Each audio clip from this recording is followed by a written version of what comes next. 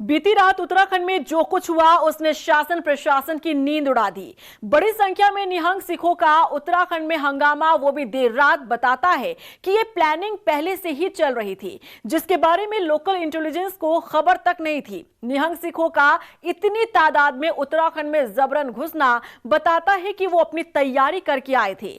हालांकि बीजेपी इस घटना को धर्म के नाम पर राजनीतिक साजिश करार दे रही है। देख रिपोर्ट। निहंग सिखों ने उड़ाई शासन प्रशासन की नींद।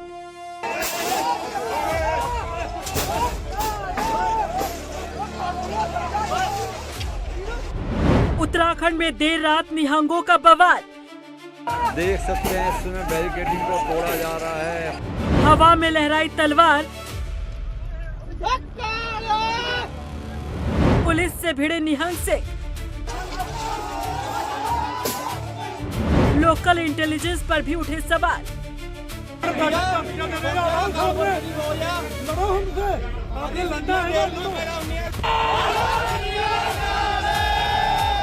देख सकते हैं इस समय बैरिकेडिंग को तोड़ा जा रहा है। पुलिस के साथ जबरदस्ती हो रही है और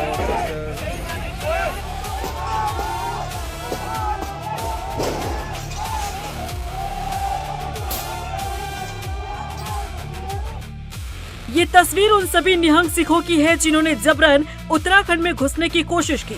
भारी संख्या में आए निहंग सिखों ने जमकर हंगामा काटा। स्थिति तनावपूर्ण बनता देख पुलिस के भी हाथ पांव फूल गए।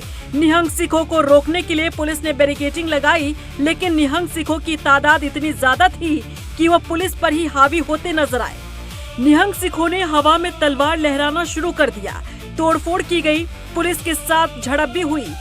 ये पूरी घटना इस ओर इशारा कर रही है कि निहंग सिखों की उत्तराखंड में आने की तैयारी पहले से ही चल रही थी, लेकिन क्या इसकी जानकारी लोकल इंटेलिजेंस के पास नहीं थी? इतना ही नहीं, जब देहरादून कूच करने की कोशिश कर रहे थे निहंग सिख, तब उस समय भी पुलिस को चकमा दिया गया।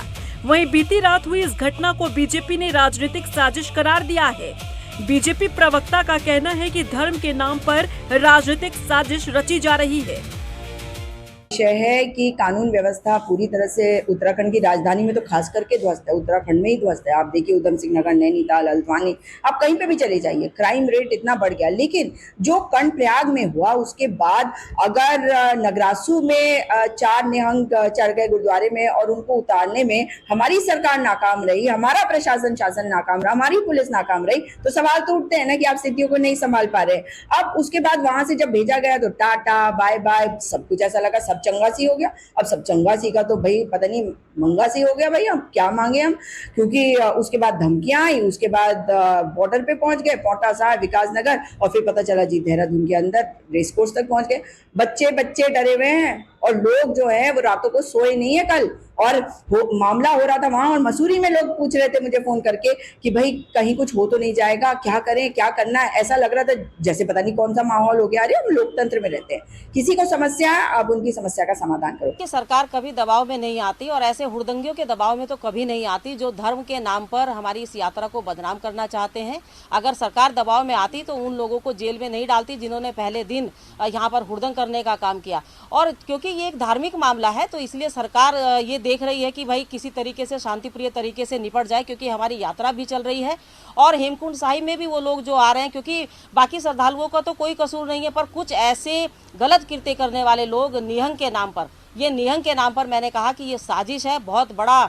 इसमें पता चलेगा जब जांच होगी कि कुछ लोगों के द्वारा, कुछ राजनीतिक दलों के द्वारा, कुछ विपक्षी दलों के द्वारा ये लोग कहीं ना कहीं प्री प्लान करके इस उत्तराखंड की सरकार को बदनाम करने की कोशिश कर रहे हैं। बता दें कि पंजाब से हिमाचल प्रदेश के रास्ते उत्तराखंड की ओर आने का प्रयास कर रहे निहंग सिख समुदाय के कारण पैदा हुई परिस्थितियों के बीच शुक्रवार को पौंटा साहिब सीमा पर प्रशासन ने नजर बनाकर रखी।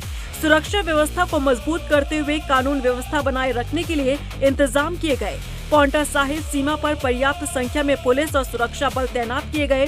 देहरादून आने जाने वाली गाड़ियों की चेकिंग की जा रही है। देहरादून जिलाधिकारी आशीष चौहान और एसएसपी प्रवीण डोवाल ने उत्तराखंड के एंट्रीज बॉर्डर पॉइंटर साहिब पहुंचकर सुरक्षा व्यवस्था का जायजा लिया।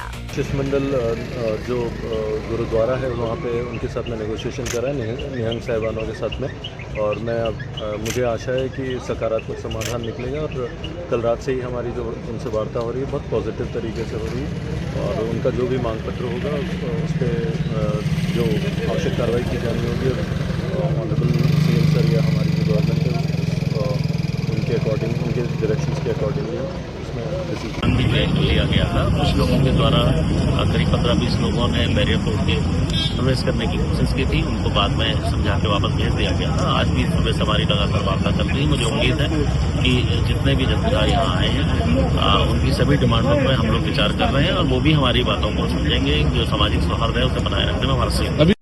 बॉर्डर पर ये सिक्योरिटी बताती है कि मामला अभी पूरी तरह से शांत हुआ नहीं है। दरअसल निहंग सिख कर्णप्रयाग घटना में गिरफ्तार अपने 4 साथियों को रिहा करने की मांग कर रहे हैं, और इसी मांग को लेकर बीती रात 100 से अधिक निहंग सिख उत्तराखंड में घुसकर तांडव करते दिखे। अब देखना होगा ये मामला शांत होता है या फिर निहंग सिखों का और आक्रामक रवैया नजर आता है। रफ्तार मीडिया के लिए देहरादून से हिमांशु चौहान के साथ ब्यूरो रिपोर्ट।